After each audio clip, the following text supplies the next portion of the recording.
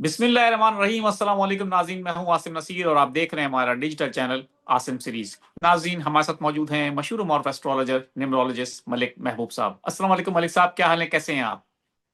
अल्लाह का शुक्र है। आसम भाई, आप बताएं क्या खबरें लेकर आए हैं। मैं बिल्कुल ठीक हूं मलिक साहब, और खबरें ये हैं कि तहरीक इंसाफ के हवाले से कहा ही जा रहा है कि अब आर या पार का मामला होगा, क्योंकि जो बातें हैं, जो बयानात हैं, वो काफी सीरियस रुख इख्तियार कर चुके हैं। और आप जानते भी हैं, आपके साथ हमने वीलॉग भी किया है। मंगल का रोज गुजर गया, तहरीक इंसाफ के कायदीन जो है रहनुमाओं से और खान साहब की जो बहनों से उनकी मुलाकात नहीं कराई गई। दोबारा एक बार फिर ऐसा ही हुआ है। और अब जो है वो कह रहे हैं कि जी अब खान साहब की रिहाई और अब हम एहतजाजी तहरीक जो है उसको जरूर पूरा करेंगे, शुरू करेंगे। और सोहेल आफरीदी साहब का एक स्टेटमेंट भी मैं आपके साथ कोट करना चाहता हूं। वो कहते हैं कि जल्द ही पूरे मुल्क में खान साहब की हुकूमत होगी, और जैसे ही खान साहब की कॉल आएगी हम निकल पड़ेंगे। तो आप क्या समझते हैं कि वो जो ये स्टेटमेंट दे रहे हैं कि मुल्क में खान साहब की हुकूमत होगी, आप समझते हैं कि क्या एक बार फिर पाकिस्तान तहरीक इंसाफ, जो इस वक्त बज़ाहिर ये लग रहा है ग्राउंड रियलिटीज के वो उसको क्रश कर दिया गया है, वो इस पोजीशन में है कि वो हुकूमत बना सके, एक दफा फिर मुल्क में हुकूमत कर सके? और खान साहब की कॉल, आप समझते हैं कि आने वाले चंद दिनों में ऐसी कॉल आ सकती है कि जी निकल पड़ो और वो दोबारा से इस्लामाबाद का रुख इख्तियार कर लें, डी चौक का? क्योंकि हुकूमत कह रही है कि हम सख्ती से निपटेंगे। तो हमने देखा है कि इससे पहले भी जब निपटा था तो बहुत सख्ती से निपटा गया था। तो आप क्या समझते हैं, सितारे क्या कहते हैं? पहले तो ये बताएं मुझे सर कि खान साहब की कॉल कैसे आई। मुझे भी थोड़ा सा कॉन्सेप्ट समझ में तो आया, ये क्या हवा में आती है, कैसे आती है? मुलाकात हो बिल्कुल। मैं नहीं रही।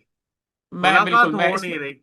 जी। सही कह रहे हैं आप, लेकिन इसमें ये हो रहा है कि जैसे कि मुलाकात वो ये कह रहे हैं कि सियासी का जो बयानात है वापस आके ना दें जेल से। तो उज़मा खान की मुलाकात जैसे कराई थी, तो वो इस तरह से है कि उम्मीद ये की जा रही है कि एक दो हफ्तों में हो सकता है मुलाकात करा दी जाए।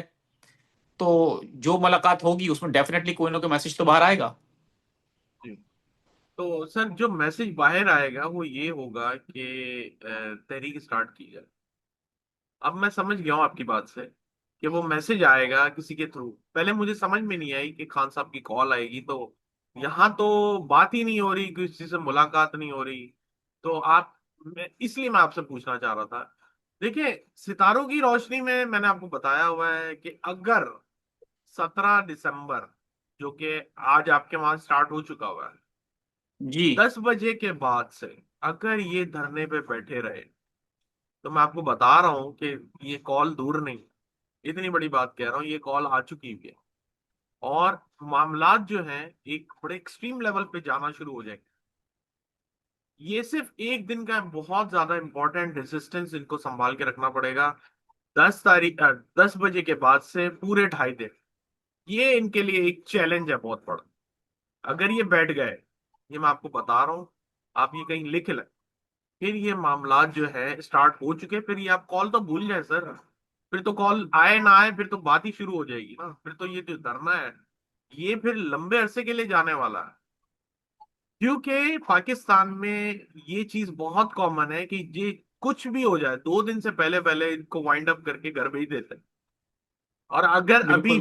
अगर अभी भी इन लोगों ने किसी तरीके से 10 बजे उठ के ये बात की कि हम कोर्ट जा रहे हैं, वॉट एवर, कहीं पे भी जा रहे हैं, बात खत्म, फिनिश।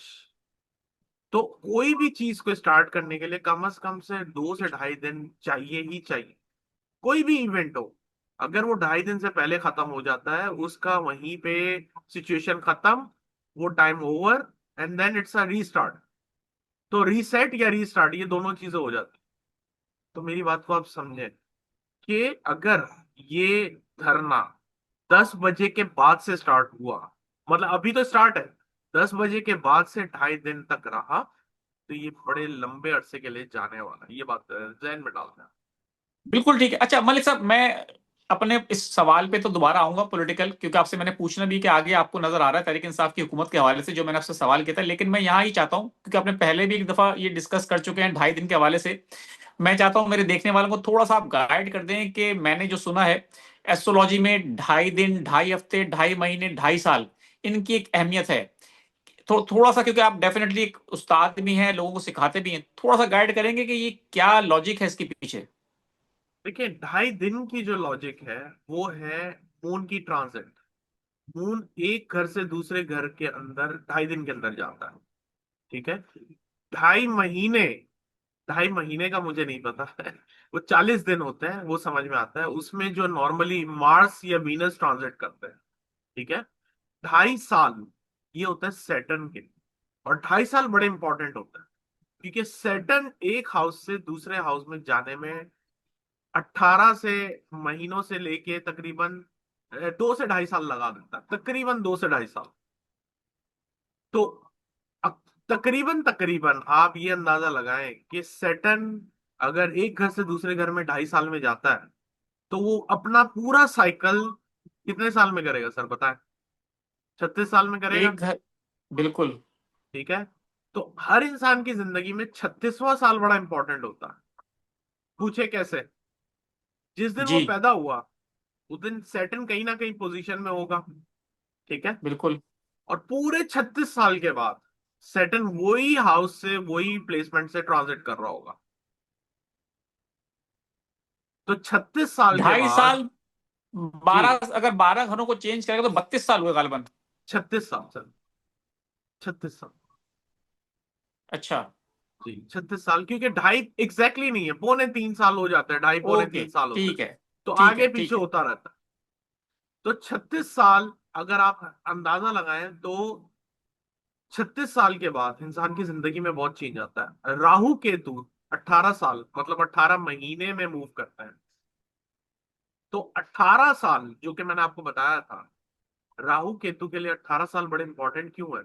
और हर 18 साल बाद पाकिस्तान में ऐसे इवेंट क्यों होते हैं? तो इसी बिल्कुल वजह आपने से होते कहा। हैं। राहु केतु अपना साइकिल कंप्लीट करते हैं। तो जो साइकिल होता है ना सर, पूरा एक सर्कल, वो बड़ा इंपॉर्टेंट है। इसकी इंपॉर्टेंस का अंदाजा उनको होगा जो जिनको एस्ट्रोलॉजी का थोड़ा बहुत इल्म है। तो साइकिल जब भी कंप्लीट होता है, नई बिगनिंग्स होती है।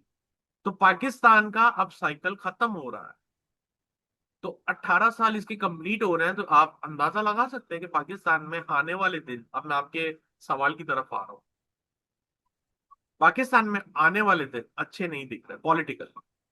इधर टर्मोइल नजर आएगा ही आएगा, ऐसा हो ही नहीं सकता। क्योंकि एस्ट्रोलॉजी आपको कंफर्मेशन देती ही अपने पास्ट एक्सपीरियंस है। अगर आपने पास्ट में नहीं देखा हो तो आप फ्यूचर को एंटिसिपेट करने में बहुत हिचकिचाएंगे। और रिसर्च इसी बिल्कुल, तरह से होती है कि पास्ट इवेंट क्या थे, प्रेजेंट क्या है, और फ्यूचर में आप क्या एक्सपेक्ट कर रहे हैं।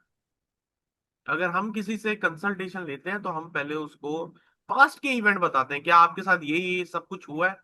अगर वो उसको कंफर्म नहीं करते तो हम आगे फ्यूचर की बात नहीं कर सकते, क्योंकि आपका पास्ट ही ये मैच नहीं हो रहा तो फ्यूचर कैसे मैच होगा। आप बात बिल्कुल। समझ रहे हैं मेरी? तो पास्ट को कंफर्म करना बहुत जरूरी है। बिल्कुल ठीक है मलिक साहब, बस मेरे देखने वालों को ये भी बता दें, खान साहब जिस हकीकी आज़ादी का नारा लगा के इस वक्त निकले हुए हैं, मतलब जेल में ही है बेशक, लेकिन वो जिस तरह से डिटरमिन हैं, और वो किसी भी तरह से कोई डील ऑफर नहीं कर रहे। तो आपको क्या लगता है, सितारों के इल्म की रोशनी में खान साहब जो अपना, उनका जो ये स्टेटमेंट है, जो उनकी ख्वाहिश है हकीकी आज़ादी के हवाले से, वो आने वाले दिनों में, आने वाले महीनों में आपको इसमें कोई सक्सेस के हवाले से बात करूं अगर मैं, तो नजर आती है? देखिए, हकीकी आजादी और खान साहब का मिशन ये दोनों अलग चीज है। हकीकी आजादी मुझे अभी पाकिस्तान में नजर नहीं आती। खान साहब का मिशन जरूर कामयाब होगा, लेकिन उसमें टाइम है थोड़ा। अच्छा। जी बिल्कुल, चलें। उसमें टाइम है। और मैं एक्सपेक्ट कर रहा हूँ कि 2027 के बाद ही ऐसी चीजें नजर आएंगी आप, उससे पहले तो नहीं। यानी पाकिस्तान में तहरीक इंसाफ की एक बार फिर हुकूमत बनती नजर आ रही है आपको? जी नजर आ रही है, अभी नहीं है, थोड़ा टाइम है, 27-28 के बाद। चलें। चलें, ठीक है। आपने ये तहरीक इंसाफ के जो यहाँ पर सपोर्टर होंगे उनको एक अच्छी गुड न्यूज़ दे दी है कि जमा खातिर जमा रखें, एक आध जी साल में हो सकता है कुछ बेहतरी नजर आए। चलें, ठीक है। हम तो खैर, हमारी दुआ यही है, जो कुछ भी हो पाकिस्तान की बेहतरी के लिए हो, भलाई के लिए हो, खुदा पाकिस्तान का तरक्की करे, अवाम के आमीन। हालात जिंदगी जो है वो बेहतर हो। जी थैंक्स भाई। 29 जनवरी 1985 फूड पांडा पे जॉब मेरे लिए सही है या नहीं, प्लीज लाजमी बताइए।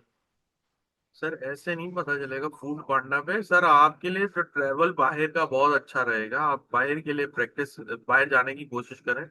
और ये आपका 2026 के बाद ही कोई सिलसिला बनेगा, 2026 के एंड में। बिल्कुल ठीक है। भाई मेरा भी पूछ लें, वो ये एक सवाल आया है, 6 सितंबर 1983 सोबिया नाम है इनका, मेरा वीजा का काम हो जाएगा या नहीं? जायचा देखना पड़ेगा, ट्रैवल अभी फिलहाल जायचे में नंबर्स में नजर नहीं आ रहा।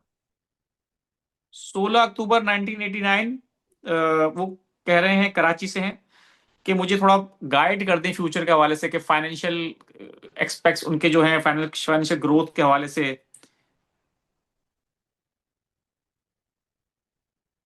2-3 साल लगेंगे अभी।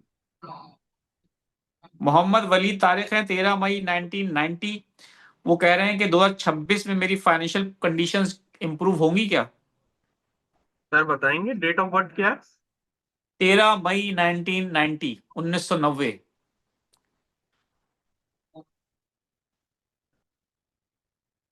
2026 में कुछ इम्प्रूवमेंट आएगी, लेकिन कोई मेजर नहीं है अभी। टाइम लगेगा, जो मेजर इनका है वो 29 मई के बाद है, 2029। यकुम यकुम जनवरी 1977 डेट ऑफ बर्थ है, महमूद अहमद नाम है इनका, वो पूछ रहे हैं कि कारोबार में रुकावटें हैं, तो हालात कब तक बेहतर होंगे? 2027 में। चलें, 31 मार्च 1993, वो सवाल ये कि सर क्या नेक्स्ट ईयर पीएचडी में एडमिशन मिलेगा?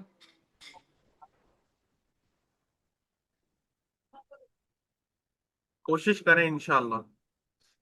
16/1/1989, मोहम्मद यासिर नाम है इनका, पूछ रहे हैं 2026 में फाइनेंशियल, मतलब उनकी फाइनेंशियल कंडीशन कैसी होगी?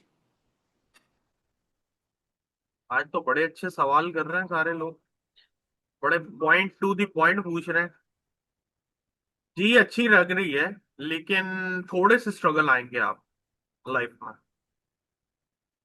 1/1/1996, आरिफ अहमद है कश्मीर से, वो कह रहे हैं 2 साल से बीमार हूं, तो मेरे लिए बता दें कि अल्लाह बेहतरी कब तक करेगा, इस हवाले से पूछ रहे हैं वो।